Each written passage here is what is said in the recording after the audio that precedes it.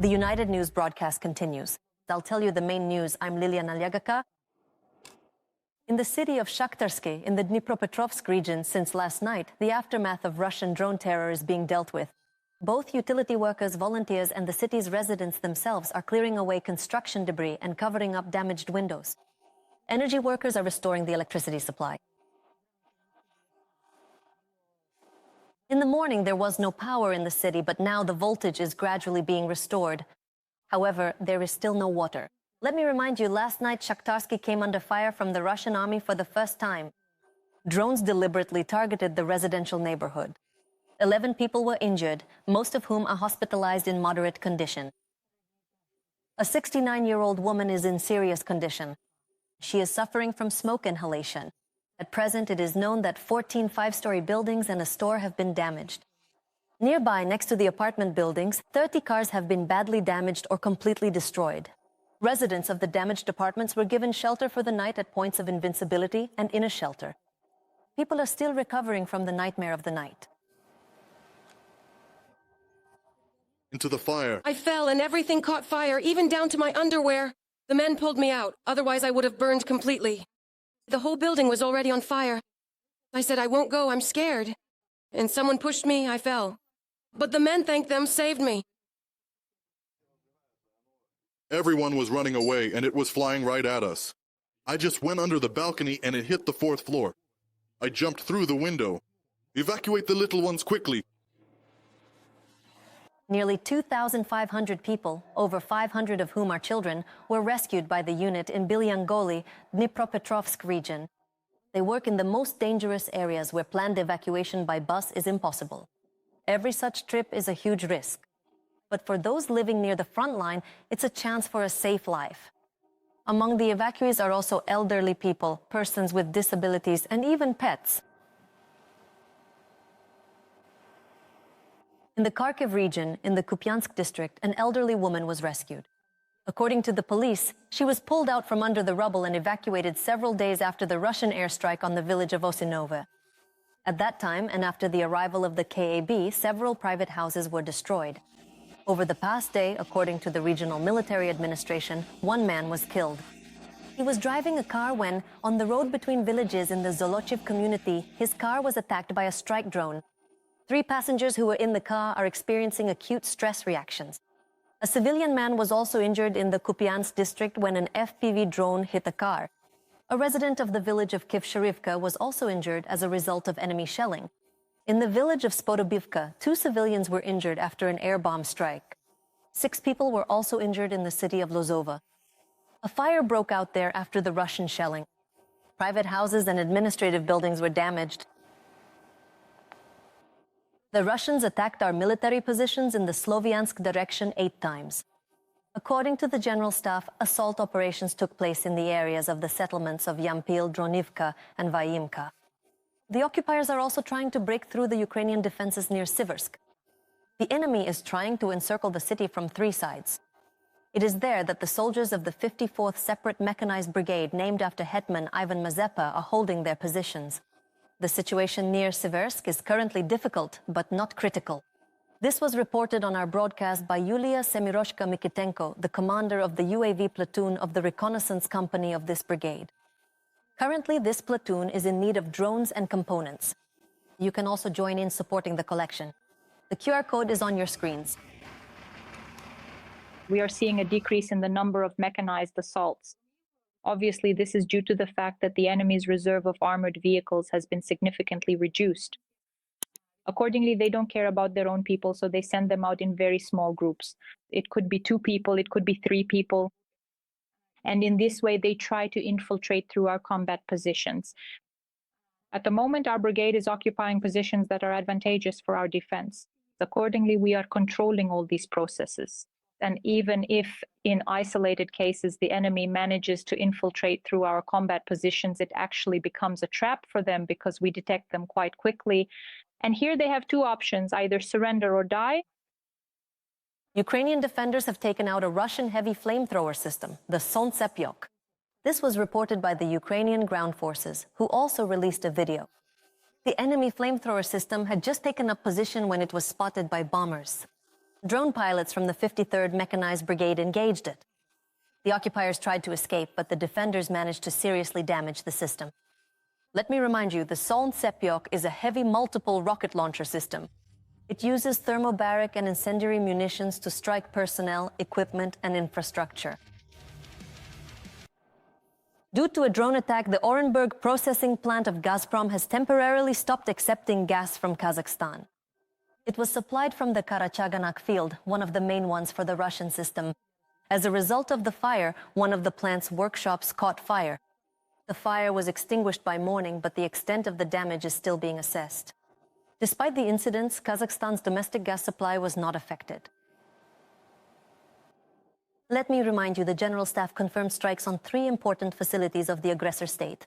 Last night, defense forces struck both the Orenburg gas processing plant and a fuel and lubricants depot in temporarily occupied Berdyansk. There is information about explosions and a fire at the facility. They also struck the Novokuybishevsk oil refinery in Russia's Samara region. This facility produces more than 20 types of commercial products, and its annual primary processing volume is nearly 5 million tons.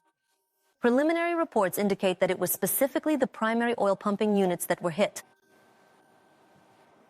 Hamas has handed over the remains of 2 more hostages to Israel. The Israel Defense Forces press service reported that one of the bodies has already been identified.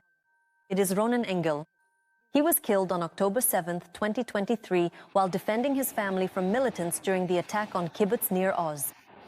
His wife and 2 daughters were also taken hostage at that time, but they were released in November of the same year. The bodies are being handed over in stages according to the ceasefire agreement. Hamas has already returned 13 bodies of hostages out of the required 28. At the same time, both sides are accusing each other of trying to disrupt the truce. Each side reports shelling of its own territory. Pakistan and Afghanistan have agreed to an immediate ceasefire following peace talks in the capital of Qatar so far. The agreement was reached after a week of border clashes. Dozens of people were killed and hundreds were injured at that time. This confrontation has become the most serious since the Taliban seized power in Kabul in 2021. The negotiations were mediated by Qatar and Turkey. The parties agreed to hold additional meetings to ensure a lasting ceasefire. Near the Louvre Museum in Paris, law enforcement officers found one of the pieces of jewelry that had been stolen earlier by unknown individuals. It is a tiara. French media report that it is damaged. Let me remind you, the Louvre was robbed in the morning during opening hours, no one was injured, and the museum was closed. Le Parisien reported that the criminals managed to enter the building on the Seine embankment, where renovation work is underway. This is how they reached the Apollo Gallery and, after breaking the windows, are believed to have stolen 9 items from the collection of jewels belonging to Napoleon and the Empress. Specifically valuable necklaces, a brooch, a tiara, and other pieces of jewelry. The Ministry of Culture stated that the stolen jewels are worth an incalculable amount. The training of Ukrainian servicemen is constantly being adapted to the challenges of modern warfare. Currently, special attention is being paid to the psychological resilience of mobilized personnel. To achieve this, both traditional methods and advanced technologies are used, including the experience of our NATO partners. The following report was prepared using materials from the Ukrainian ground forces about one of the most important parts of the comprehensive training course. The floor here is not fixed. An enemy has taken up a position inside the building. Inside, it's dark, with the sounds of gunfire, explosions, and people screaming coming from all directions. The cadets overcome a course of physical and psychological obstacles as they move through the rooms. Fire! Fire! I see a passage! One of the factors here is the unknown. When a person enters, they don't know what will be there or how it will be.